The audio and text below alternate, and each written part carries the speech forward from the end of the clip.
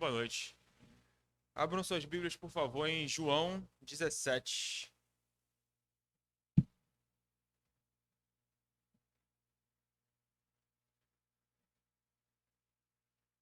Eu não lembro de nada não, hein, Juan?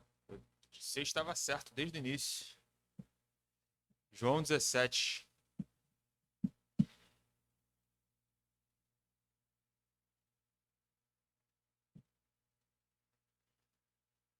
De manhã a gente observou aqui que teologia é, por definição, conhecer, contemplar, se alegrar, adorar e agir.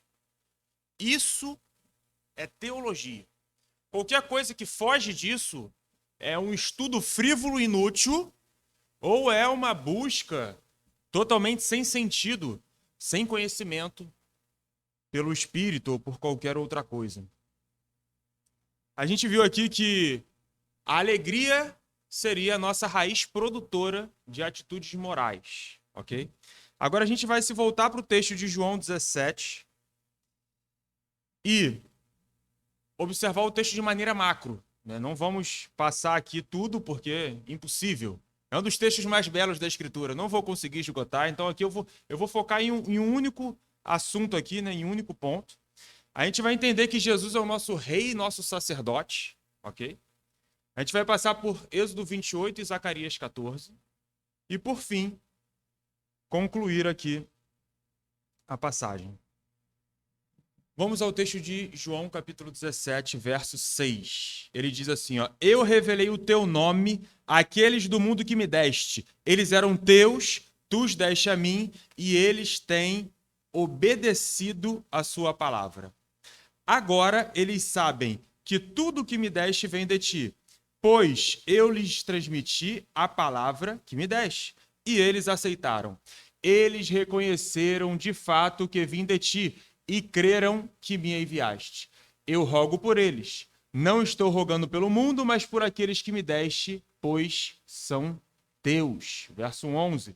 Não ficarei mais no mundo, mas eles ainda não ficarei mais no mundo, mas eles ainda estão no mundo, e eu vou para ti. Pai Santo, protege-os em teu nome, o nome que me deste, para que sejam um, assim como somos um. Verso 13. Agora vou para ti, mas digo estas coisas enquanto ainda estou no mundo, para que eles tenham a plenitude da minha alegria. Senhor, que o teu Santo Espírito esteja conosco, Pai, nos ajude a compreender a sua palavra. Senhor, novamente te peço, Pai, que não seja aqui um momento jogado fora, Pai, que não seja um momento inútil, que não seja um momento por simples busca de conhecimento, Pai, mas que a gente queira estar aqui para contemplar a Ti, Senhor, contemplar a sua salvação, contemplar a sua palavra, Senhor, e sentir verdadeira alegria, Senhor, e entender aquilo que vem de Ti. Nos ajude, Senhor, a aproveitar, Senhor, aproveitar ao máximo as suas sagradas escrituras, Senhor, para que a gente tenha comunhão verdadeira contigo. Em nome de Jesus. Amém.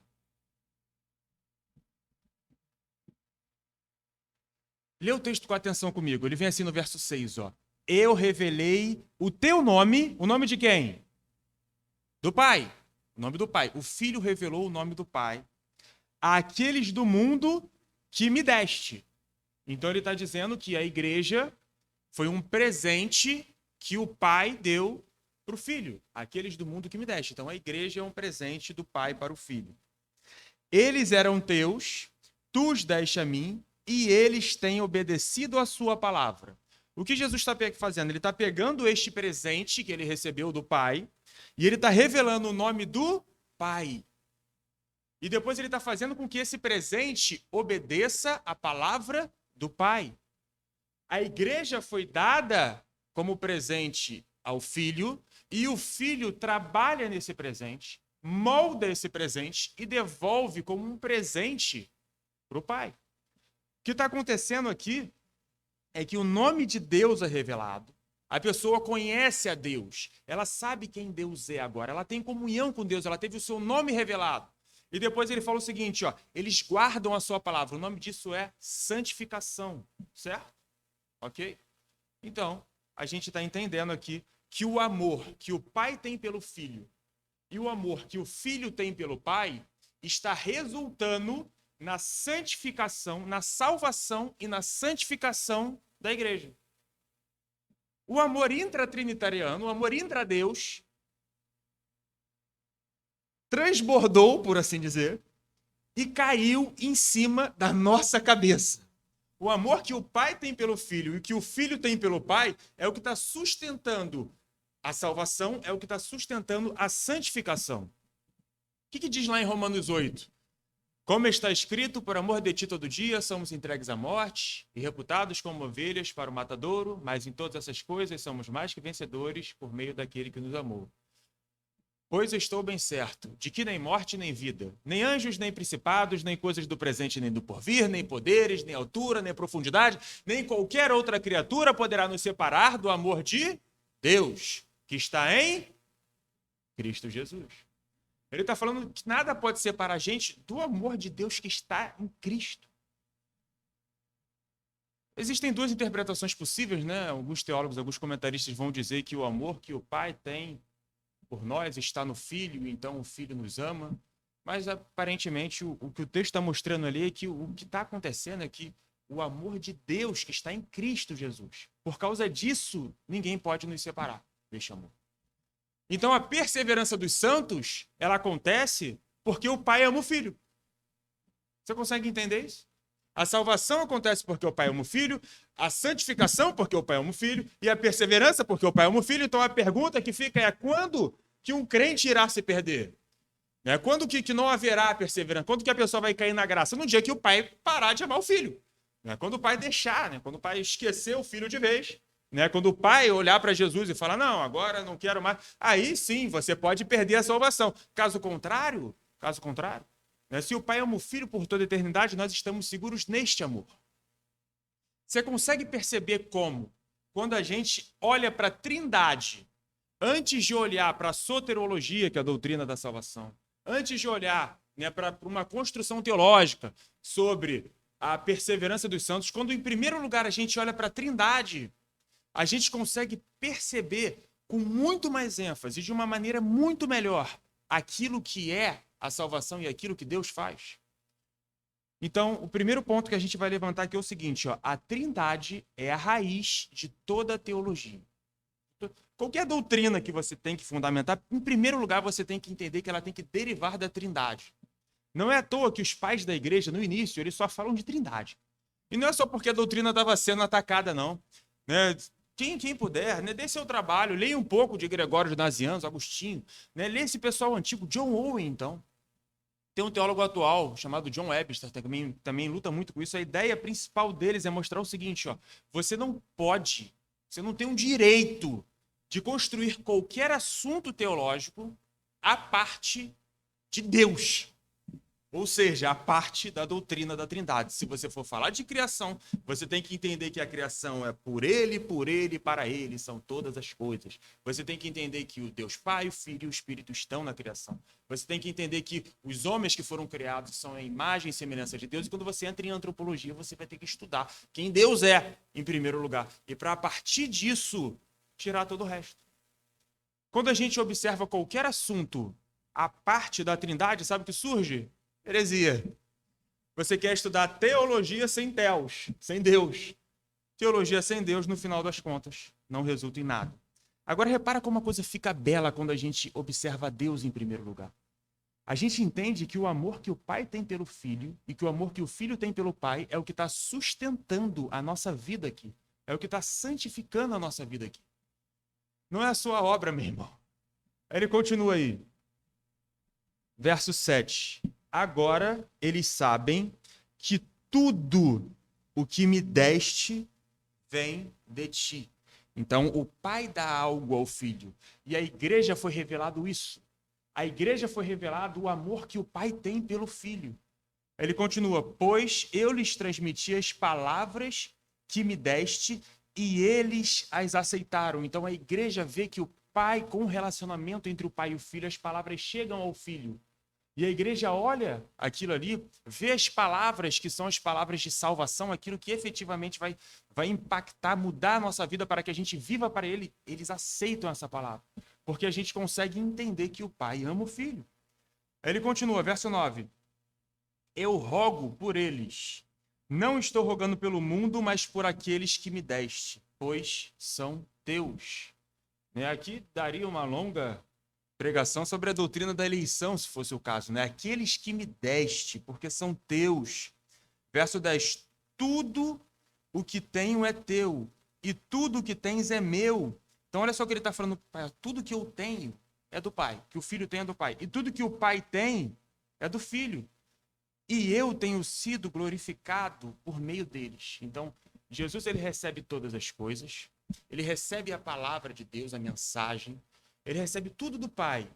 E então ele é glorificado. Isso aqui é evidência de que Jesus é o rei da igreja. Ele é glorificado em nós. Ele é o dono de absolutamente tudo. Porque Jesus reina. O reinado de Jesus é uma prova cabal do amor do Pai pelo Filho, mas não apenas isso, é por causa do reinado de Jesus que nós somos salvos. A gente vai ver isso, tá? Só um apêndice aqui, um apêndice rápido, sobre a natureza do reino de Deus. Um apêndice rápido. Claro que Deus sempre reinou, não é verdade? A gente vê nos Salmos, dizendo o Senhor reina. A gente vê a Arca da Aliança, tivemos aulas sobre Êxodo aqui, A Arca da Aliança ela tem as mesmas medidas daquilo que ficava nos estrados dos pés dos reis, demonstrando que ali Deus estava reinando sobre a sociedade. Então a gente vê o reino de Deus, estabelecido aí no Antigo Testamento, talvez não de maneira tão direta, mas a gente vê que Deus reina. Só que depois Jesus vem e fala o seguinte, que quando ele expulsou o demônio pelo poder do Espírito Santo, é chegado o reino de Deus. Quando ele ascende, a igreja entende que o reino de Deus foi instaurado. E fica aquela dúvida, Como é que o reino de Deus ele já existe, depois foi instaurado? O ponto é que ele está se referindo a um reino que a gente chama de reino econômico do Filho. O que é economia? É aquele que está agindo. É o reino que pertence ao Filho.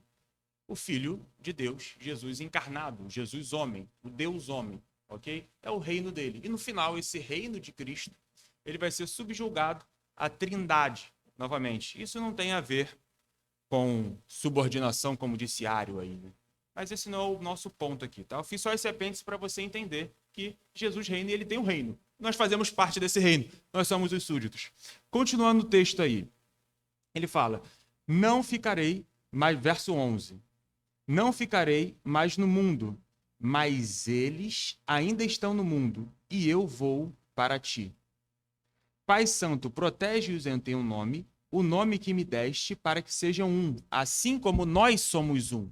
Então ele está falando, o relacionamento entre o pai e o filho é gigante aqui, Ele está indo para o pai, ele vai ficar com o pai, mas ele fala, protege-os em teu nome, o nome que me deste, para que eles sejam um, assim como somos um. Então, o objetivo dele é que a gente seja feito conforme a imagem da Trindade, de Deus, propriamente dito. Seremos um assim como o Deus Trino é um.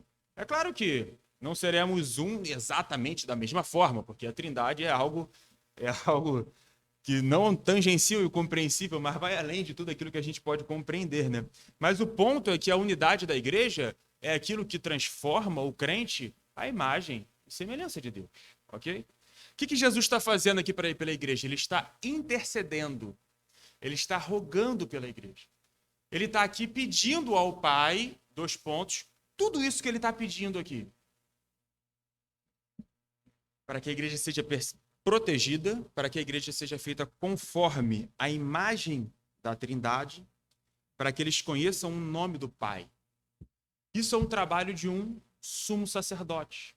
Isso é um trabalho daquele que roga pelo povo, daquele que intercede pelo povo diante de Deus. É isso que o livro de Hebreus ensina, ok? A gente não vai fazer aqui um aparato gigante sobre o que significa Jesus ser sumo sacerdote, mas é muito interessante que se você não leu ainda Hebreus 7 ao 12, por favor, leia. Leia com atenção. A gente vai ver que o sacerdócio de Jesus é a segunda ordem de Melquisedeque e por isso ele é superior ao sacerdócio dos levitas. Então, Jesus é o nosso sumo sacerdote e, ao mesmo tempo, o nosso rei. Ok? Vamos entender um pouco o que isso significa. Vai para Êxodo 28.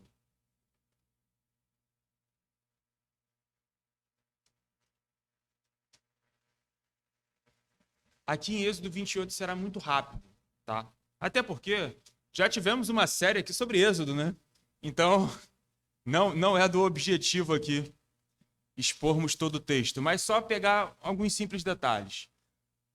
Olha só o que é dito para Arão, que era o sumo sacerdote, e que depois os sacerdotes, filhos de Arão, deveriam repetir também. Verso 6. Faço colete sacerdotal de linho fino trançado, com ouro de fios trançado azul, roxo e vermelho, trabalho artesanal. Terá 2 ombreiras atadas às suas extremidades, ao bem. Aí no verso 9, ó. Grave em 2 pedras de ônix o nome dos filhos de Israel, por ordem de nascimento. Então, haveria as pedras de ônix, né, que aqui o hebraico é shohan, e ninguém sabe exatamente se realmente era ônix. Tem até uns livros aí, tipo Crônicas de Holland, né, que foi escrito pelo Leandro Lima, que ele vai falar sobre o que poderia ser a pedra shohan. É uma ficção. Em suma, em todo caso, era certamente, se não for ônix, era uma pedra tão preciosa, mas tão preciosa que sumiu. Tá? Aí ele continua aí. Verso 15. Façam um peitoral das decisões, trabalho artesanal, façam como um colete sacerdotal. Aí no 21, serão 12 pedras, uma pedra para cada um dos filhos de Israel. Ok? Então, provavelmente já foi dito aqui, né, como era o colete sacerdotal, no ombro, as 12 tribos de Israel, e sobre o coração, como diz o texto, o nome das 12 tribos. O papel do sumo sacerdote era levar isso para o Santo dos Santos. Ele ia carregar no ombro o povo de Deus, ia levar o povo de Deus no coração até o Santo dos Santos. E é curioso pensar que os filhos de Arão, os sacerdotes, apesar de não fazerem o que o sumo sacerdote fazia no dia de Yom Kippur, eles também deveriam usar essa veste, né? Nós, como sacerdotes, somos feitos à imagem de Jesus Cristo como o sumo sacerdote. Né? Então, de certa forma, a gente carrega o povo de Deus, a gente intercede pelo povo de Deus. Certamente já foi pregado sobre isso aqui, certo? Êxodo 28. Né? Agora, coloca o foco exclusivamente no sumo sacerdote, porque é isso que Jesus está fazendo por nós todo dia. Ele nos leva diante de Deus, ele roga por nós diante de Deus. E ele não só carrega no ombro, mas nós estamos no coração de Cristo. Você ser amado pelo Filho de Deus é incrível. Agora, você fazer parte do amor trinitariano é mais incrível ainda. Agora vá para Zacarias, capítulo 14.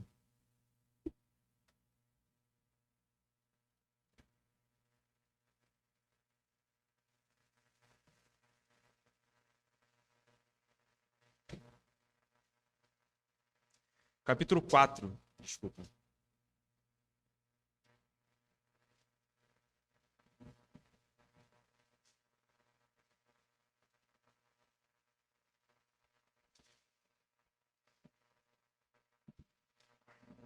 O verso diz assim, capítulo 4, verso 1.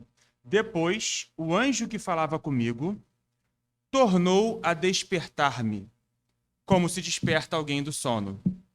E me perguntou, o que você está vendo? Então, ele está falando assim, depois, ele está continuando o que foi dito no capítulo 3, tá? O que foi dito no capítulo 3 aqui? Foi uma visão muito conhecida de Josué como sumo sacerdote, que foi colocado uma coroa nele, isso a gente acha até estranho, né? Talvez até um pouco diferente daquilo que realmente era colocado na testa do sumo sacerdote. Colocado uma coroa nele, as vestes deles foram lavadas, ele foi restaurado como sumo sacerdote, com uma coroa, o que é muito estranho. E assim que termina essa passagem, vem a passagem de Zacarias 4, ok? Esse é o contexto no qual o texto está inserido. E o contexto cultural aqui é o seguinte, ó, Jerusalém estava destruída. Por quê? Pelo pecado do povo. O povo foi levado para o exílio, ficou 70 anos no exílio, o templo foi destruído e o povo voltou. Quando o povo voltou para Jerusalém, o esperado era que o povo, a profecia se cumpriu, voltamos à nossa terra, então vamos glorificar a Deus. Mas o que o povo faz não é isso. Ficou bem claro ali no livro de Ageu que o o povo faz é construir a própria residência. A preocupação do povo, no contexto aqui de Zacarias 4, é o seguinte, eu vou construir a minha casa. Ora, o povo chegou numa cidade destruída. Você imagina, os babilônios destruíram a cidade. Eles chegaram sem muro, sem casa. Vai dormir aonde? Vai fazer o quê?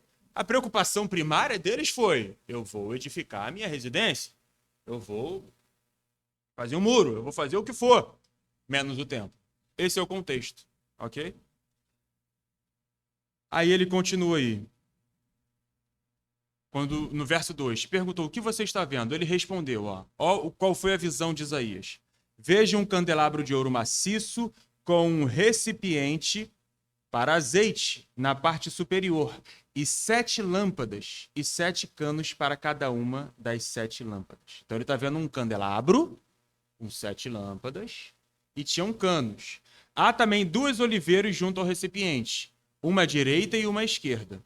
Perguntei ao anjo que falava comigo: o que significa isso, meu senhor?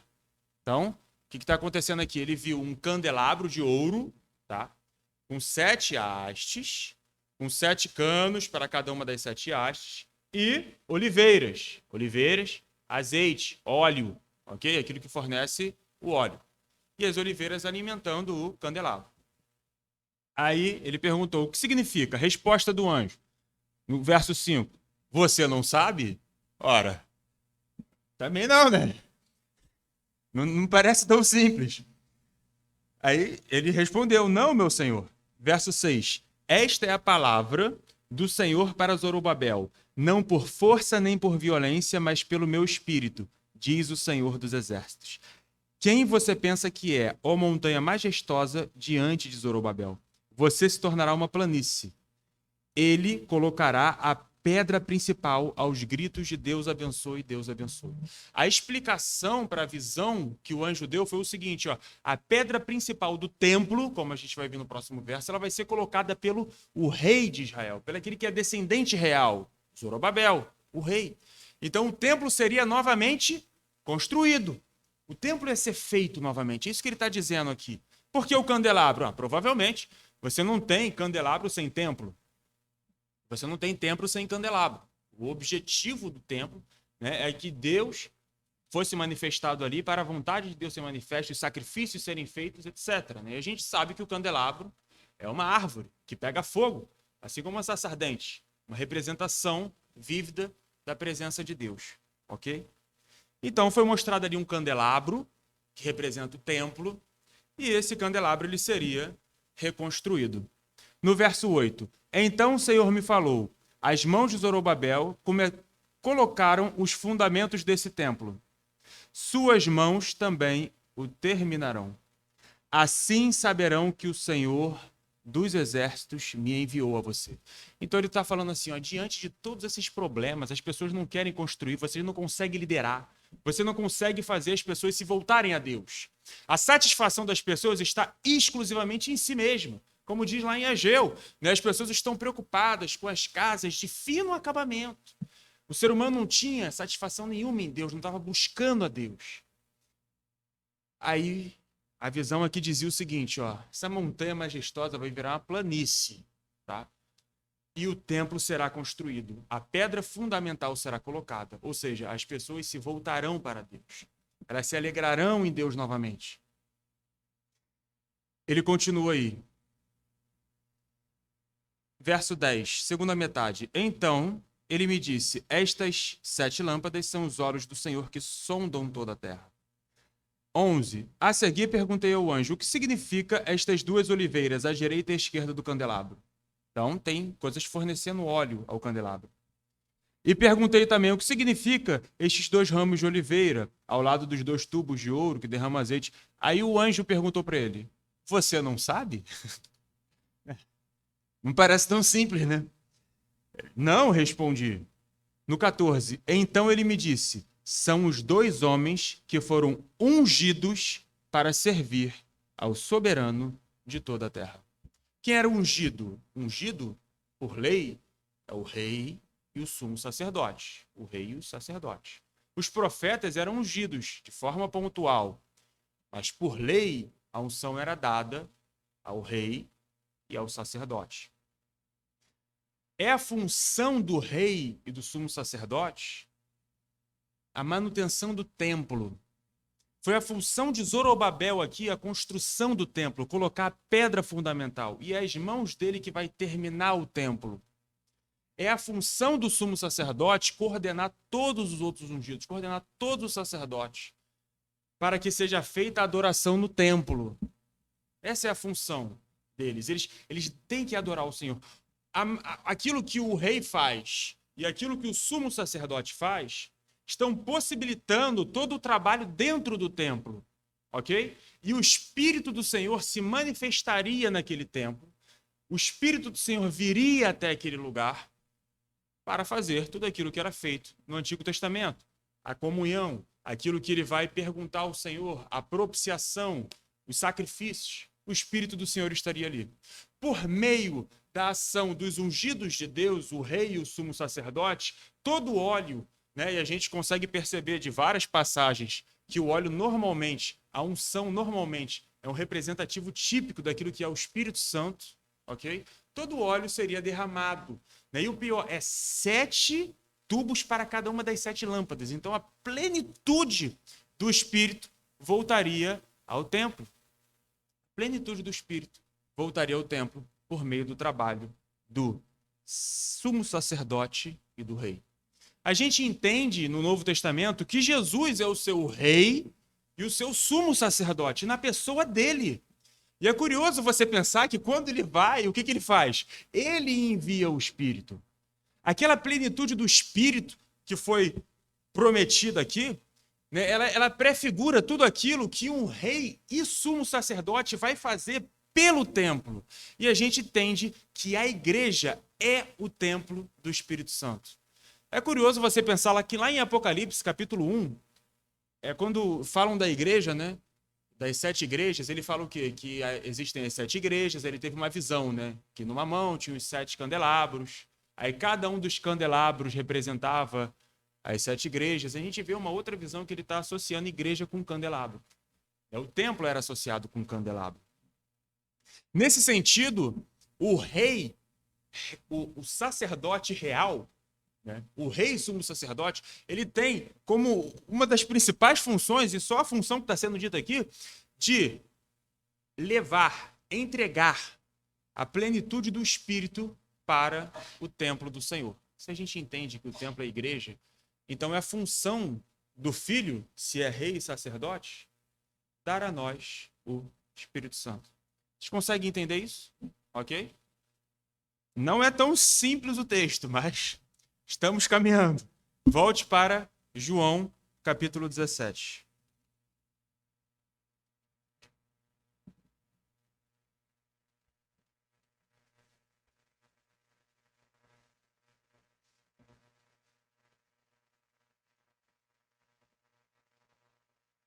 Verso 13. Agora vou para ti, mas digo essas coisas enquanto ainda estou no mundo, para que eles tenham a plenitude da minha alegria. Ó, Jesus está dizendo todas essas coisas, né? Ele está agindo como um sumo sacerdote, falando de todo o seu ofício real, que ele será glorificado, que ele tem todas as coisas. Ele está orando, intercedendo para a igreja. Tudo isso que foi dito aqui em cima, né? A ideia do amor intratrinitariano, a ideia que todo esse amor foi despejado, caiu em cima da nossa cabeça. Tudo isso ele falou. Ele vem o seguinte, ó. Ele falou para que eles tenham a plenitude da minha alegria. Aí você pensa, caramba, a salvação, santificação, a gente percebe no texto aqui, ó, o nome de Deus é revelado, eles obedecem à palavra, eles aceitam a palavra que foi entregue ao Filho, e eles vão ser um, assim como o Pai foi um. Ok, aí Jesus ele tá falando sobre tudo isso, ele está intercedendo sobre tudo isso, e ele fala o seguinte, ó, para que eles tenham a plenitude da minha alegria. Primeira dúvida que surge aqui é, ué, peraí, mas a salvação não foi para que Deus seja glorificado? Efésios 1 é o que diz em Efésios 1, né? Abre em Efésios 1, eu não vou. Desculpa, minha memória é muito ruim. Tem memória de papel, tem que ler.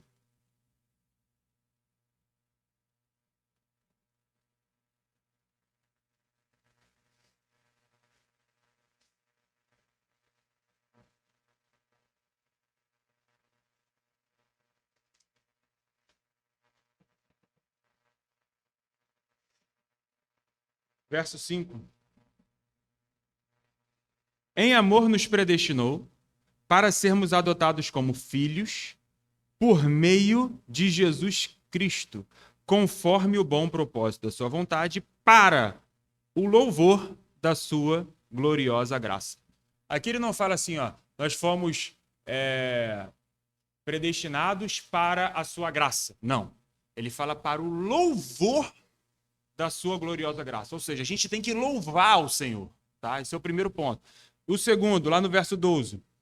Tudo isso acontece. No 11. Nele fomos também escolhidos, tendo sido predestinados conforme o plano daquele que fez todas as coisas, segundo o propósito da sua vontade, a fim de que nós, os que primeiros esperamos em Cristo, seramos para o louvor da sua glória. Então, o louvor da graça de Deus e o louvor da glória de Deus. Tá? Aí a pergunta que surge é, por que o outro texto fala que é para nossa alegria? Que é um pregador atual olharia e falaria o seguinte, ó, Jesus morreu para você ser feliz, meu irmão. E Jesus vai te dar tudo. Ele fala de tudo. Fala de vitória. Ele fala de tudo. Ele só não fala de trindade, de amor verdadeiro. Né? Aí a pergunta que fica é, como que a gente relaciona a nossa alegria com a glória de Deus? Ok? Vamos então para Jó, capítulo 22.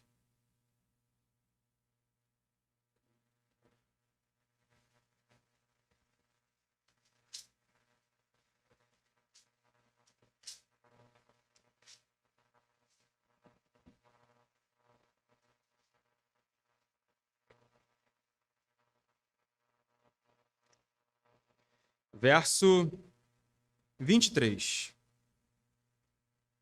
Eu sei que quem está falando aqui é Eliafaz, tá? Eu sei que não é um dos melhores. A gente sabe que Eliafaz não é um dos melhores. Os amigos de Jó, eles falam muitas verdades. Falam muitas inverdades. Só que o problema é que até quando eles falam verdades, eles falam no momento errado. Né? Eles esmagam Jó com as verdades, em vez de consolá-lo com as verdades. Né? Então a gente tem que ter cuidado. Tá? Você tem que ter cuidado quando você lê o livro de Jó, principalmente nas falas dos amigos de Jó. Então, tudo aquilo que for corroborado por outra parte das Escrituras, entendemos que eles estão corretos, que é verdade. E tudo aquilo que não for corroborado por outras partes das Escrituras, temos que ter cuidado. Temos que ter cuidado, ok? Nesse caso aqui, a gente vai ler um texto que é claramente corroborado por outras partes da Escritura. Escolheu Eliafaz porque ele falou muito bem aqui, ok? Olha o que diz o verso 23. Então falaremos porque é verdade. Nem tudo que eles falam é verdade, mas isso aqui é. Verso 23. Se você voltar para o Todo-Poderoso, voltará ao seu lugar. Se afastar da sua tenda em injustiça, lançar ao pó as suas pepitas, o seu ouro puro de Ofir, as rochas dos vales, verso 25, o Todo-Poderoso será o seu ouro. Ele está falando o seguinte, ó, se você lançar ao pó toda a riqueza que tem, né, todo o ouro que tem, e se voltar para Deus, o Senhor será o seu ouro. Né? Aquilo que tem grande valor na sua vida será Deus. O Todo-Poderoso será o seu ouro, será para você prata seleta. É certo que você achará prazer no Todo-Poderoso. Ele está dizendo, se Deus for o seu deleite, se o Deus for aquilo que há de maior valor na sua vida, é certo de que ele será o seu prazer. Porque ele é aquilo que você tem maior valor na sua vida. A gente vê isso em diversas outras partes das Escrituras. O próprio Jesus, não é verdade? Qual é a relação entre o tesouro e o coração? Diga-me onde estará o teu tesouro, que ali verei onde está o seu coração. O ponto aqui é que aquela pessoa que tem a Deus como seu maior tesouro e que vê a Deus como seu maior tesouro, ela encontra uma alegria, uma satisfação em Deus que está acima de todas as coisas. Tá? Quando se deparou com esse texto, olha só o que o John Piper falou.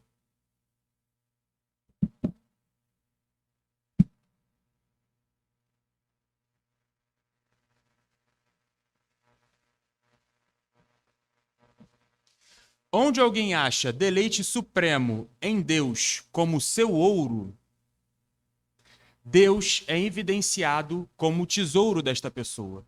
E o ouro terreno é evidenciado como sendo inferior. É assim que uma vida dedicada à satisfação em Cristo glorifica a Cristo.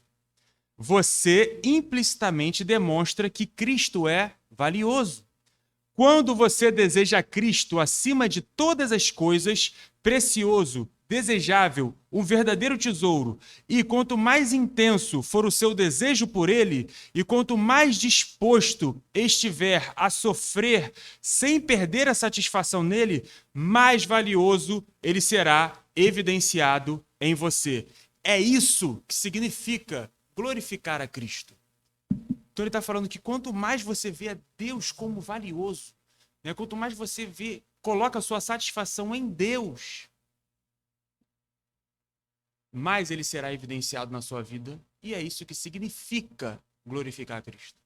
Não tem como você separar a alegria em Deus, a satisfação em Deus da glória de Deus. Não tem como você separar, né? É impossível um crente, por assim dizer, viver a sua vida sem alegria em Deus e ainda assim dizer que o honra e que o glorifica. Veja bem, se você vai em um encontro com alguém, né, um encontro, seja lá o que for, e chegar para aquela pessoa e falar, não, eu vim aqui por obrigação, estou aqui obrigado. Você não glorifica essa pessoa. Aí se eu chego no dia dos namorados, né, e levo para minha eterna namorada um buquê de flores, e ela pergunta por que você trouxe um buquê de flores, e eu respondo porque hoje é dia dos namorados, e eu tenho essa obrigação, isso não é amor. É uma obrigação, né? É diferente. Se você se alegra naquilo que é o objeto da sua satisfação, você honra aquela pessoa ali como ela deve ser honrado. Agora você imagina o tamanho da alegria que teríamos que sentir em Deus para que Deus seja honrado como ele deve ser honrado. Abre em Ageu, capítulo 2. Ageu, o livro que você não leu, está na Bíblia, hein? Melhor, capítulo 1.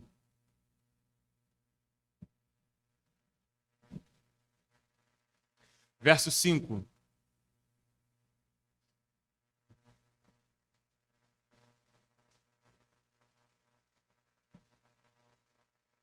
Ageu, capítulo 1, verso 5, diz assim: Agora, assim diz o Senhor dos Exércitos, vejam aonde os seus caminhos os levaram. Vocês têm plantado muito e colhido pouco. Vocês comem, mas não se fartam. Bebem, mas não se satisfazem. Vestem-se, mas não se aquecem. Aquele que recebe o salário recebe para colocar numa bolsa furada. Então, eles têm comida, eles têm bebida, eles têm tudo aquilo que o mundo da época poderia dar. Pastos, água, vestimentas. Mas ele bebe e não tem satisfação. Ele come e não tem satisfação. Ele se veste, mas não se aquece. O dinheiro que eles têm, eles colocam numa bolsa furada. Não adianta, eles têm tudo que o mundo podia dar. Sabe qual é o contexto aqui de Ageu? É o mesmo contexto de Zacarias. Que o povo voltou do exílio e estava fazendo o quê? Construindo a sua própria casa. Construindo as suas próprias coisas. E o que eles conseguiram? Conseguiram o que queriam.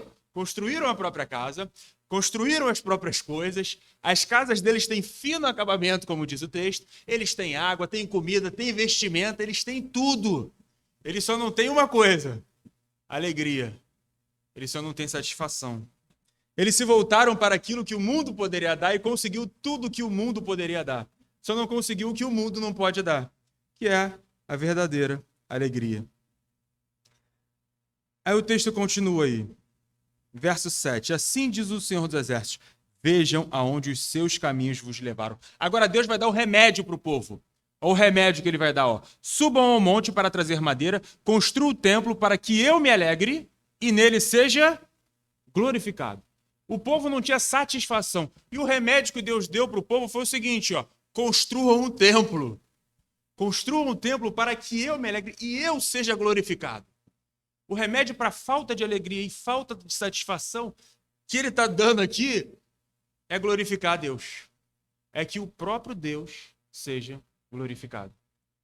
Agora lembra lá de João 17? Volta para João 17.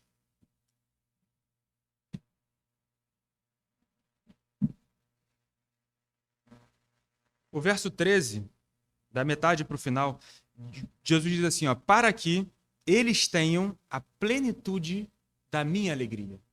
Esse pedido de Jesus aqui não é de uma alegria qualquer, não. Ele não está dizendo que é para o pessoal ficar feliz, não. Ele está falando o seguinte, ó, é a plenitude da alegria do próprio Cristo. É a plenitude da minha alegria.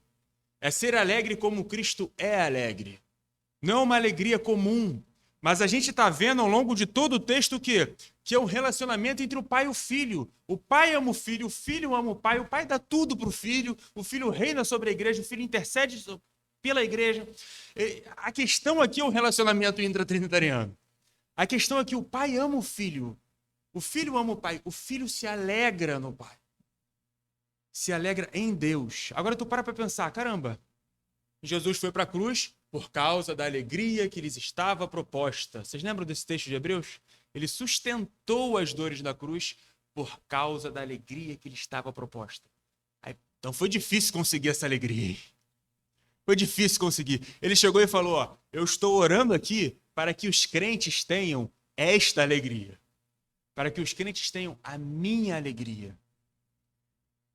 Lá em Ageu, o povo estava na pindaíba total. Né? Eles tinham tudo que o mundo podia dar. Né? De vez em quando surgia ali uma dupla de homens mal-humorados que estavam querendo dar o nome deles para... Era Ciro, né? Dar o nome deles para o governador da Pérsia da época. Tinha os probleminhas, mas eles tinham uma prosperidade que o mundo podia dar, que muitas igrejas oferecem por aí. Mas aí Deus deu para eles o remédio, que é construir o meu templo. Agora lembra do texto lá de Zacarias, tá? Lembra do texto? O texto dizia o quê? Que a pedra fundamental seria pega pelo rei, que o rei colocaria a pedra angular do templo e que o rei terminaria o templo e que o Espírito Santo seria abundante no templo. Deus está resolvendo o problema do povo. O problema que o povo não podia resolver. Quem está resolvendo é o Senhor. Volta para Zacarias 14. Me desculpe. Eu sei que não é usual isso, né? Está contra todas as regras de hermenêutica, né? Me desculpe, de homilética, né? Me desculpe. Mas volta lá para Zacarias 14. Prometo que depois a gente volta para João e não vai mais sair de João. Mas eu quero que vocês leiam o texto comigo, né? Se eu só falar, não vai ser legal. Zacarias 4. É que eu estou com 14 na cabeça. Estou com Zacarias 14 na cabeça. É porque é um texto que eu tenho muitas dúvidas. Zacarias 14 é difícil demais. Mas Zacarias 4, vamos lá. Verso 6. Esta é a palavra do Senhor para Zorobabel. Não por força, nem por violência, mas pelo meu espírito. Ok? Não por força, nem por violência, mas pelo meu espírito. Ele vem e fala que o templo seria construído. Pensa na visão de Zacarias, né? Zacarias é impossível. Ele viu o povo todo preocupado consigo. Aí o rei gritando, falando, Ageu, tinha muita gente boa. Tinha Zorobabel, tinha Josué, tinha Ageu, tinha Zacarias. Era só fera lá, mas era só eles. E o povo todo querendo construir. Ele não conseguia. Ele viu que ele não tinha poder, tá? Aí Deus falou assim, ó, não é por força nem por violência, mas pelo meu espírito. O que está acontecendo é que o povo estava se voltando para si, estava buscando a satisfação em si, e o remédio que Deus deu foi Ele mesmo, pelo poder que Ele tem, pelo espírito dele, construir o templo e resolver o problema da falta de alegria do povo. Resolver o problema da falta de satisfação do povo. E tudo isso para quê? Para que Deus se alegre e nele seja glorificado. Porque é muito difícil, meu irmão, viver aqui, nesse mundo. Satanás é chamado de príncipe desse mundo. É difícil viver aqui. Você pode não ter alegria, mas entenda, não é por força nem por violência, mas pelo Espírito Santo, não é? E o que que o rei faz? E o que que o sacerdote faz? Não é ele que coloca o óleo da unção dentro do templo? Não é o dever do rei e do sacerdote? Então repara que podemos dizer que Jesus Cristo, por ser rei e sacerdote, vai efetuar dentro dos nossos corações a alegria que não é possível encontrar através das nossas próprias obras. Esse tipo de promessa, quando a gente olha, você pensa o seguinte: não, mas o que eu tenho que fazer então? Você consegue perceber como a falta de alegria desonra a Deus? Como a falta de alegria distante. Por exemplo, uma pessoa vem para a igreja sem alegria. O que ela está fazendo? Cumprindo uma lei, por obrigação. Agora, quando uma pessoa vem para a igreja alegre, tudo isso é pelo Espírito, não é? Foi Deus que deu. Agora, lembra dos salmos que a gente leu no início? Ok? O Salmo 13, Salmo 42. O que está acontecendo? Aqueles homens ali, eles estão no mais profundo abismo. E o que eles estão fazendo? Eles estão lutando pela alegria através da oração. Porque eles entendem que somente o rei e o sumo sacerdote pode restaurar. O rei, o Messias, Jesus Cristo, somente ele pode restaurar a alegria. Então ele se volta para Deus. Vamos caminhando para o final agora. Verso 20. Minha oração, João 17, ok? Já ficou confuso, né? Me desculpe, me desculpe. Poderia ter botado um slide aqui com os textos, mas aí você não ia abrir na sua Bíblia, você não ia botar o dedo no texto ali e ler comigo, tá? Vamos lá, João 17, verso 20. Minha oração não é apenas por eles, rogo também por aqueles que crerão em mim por meio da mensagem deles. Você está incluso aqui. Tu tem noção que tem uma passagem da Bíblia que Jesus mencionou especificamente a sua pessoa? Diante de toda essa promessa, ele está falando, não estou rogando só pelo mundo, mas por todos que vão crer. E se nós cremos nisso, nós estamos inclusos aqui. Ele continua, 21, para que todos sejam um, Pai, como tu está em mim e eu em ti, que eles também estejam em... para que o mundo creia que tu me enviaste. Primeira coisa, ele está falando que nós estaremos na Trindade. É claro que a gente não vai ser Deus, tá? Não entenda errado, não entenda errado. Mas ele está dizendo que existe uma união com o Pai, com o Filho e com o Espírito, que acontece com a igreja. Existe uma união que acontece com a igreja. Ele continua aí, ó.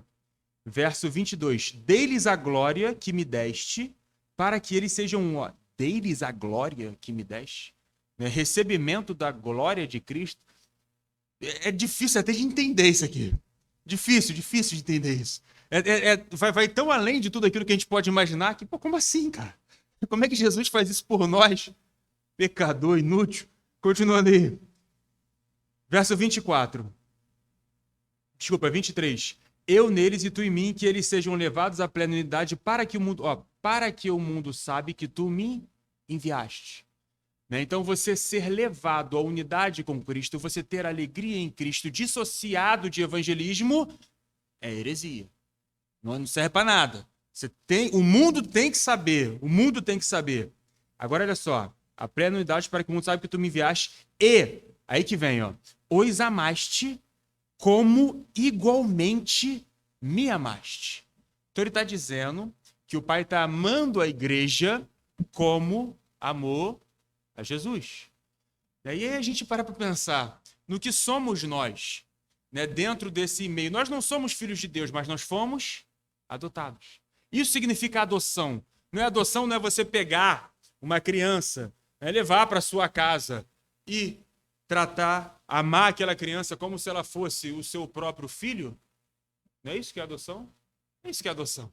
Então é isso que ele está dizendo. Isso aqui vai além de tudo aquilo que a gente pode compreender. Não adianta comentar, ele está dizendo, literalmente, que nós seremos amados pelo amor do Pai pelo Filho. Agora vai para o 25, 24. Pai, quero que os que me deste estejam comigo, onde eu estou, e vejam a minha glória, a glória que me deste, porque me amaste antes da criação. O pedido de Jesus é para que você veja a glória de Cristo. Ele está preocupado com isso. Lembra quando a gente fala de teologia, que é o quê? Conhecer, contemplar, adorar, se alegrar e agir. Né? Conhecer, contemplar, observar o próprio Deus, o ser de Deus. Não dá para você dissociar a glória de Deus de quem Deus é. O objetivo de Cristo é que você veja a glória dele. No texto de João 11, Jesus deixou Lázaro morrer de propósito. De propósito. O texto diz que quando as irmãs pediram, né, avisaram que Lázaro estava doente, Jesus permaneceu 2 dias onde estava. Ele deixou Lázaro morrer. Aí depois ele fala que essa doença não acabará em morte, mas é para que o Filho de Deus seja glorificado no meio dela. E então Lázaro ressuscita e ele dá de cara com a glória de Deus, com o próprio Cristo, que realizou aquele milagre e foi glorificado. Ele continua agora sim no verso 25. Pai justo, embora o mundo não te conheça, eu te conheço, e estes sabem que tu me enviaste. Eu os fiz conhecer o teu nome e continuarei a fazê-lo, a fim de ter que o amor que tens por mim esteja neles. Então, olha só.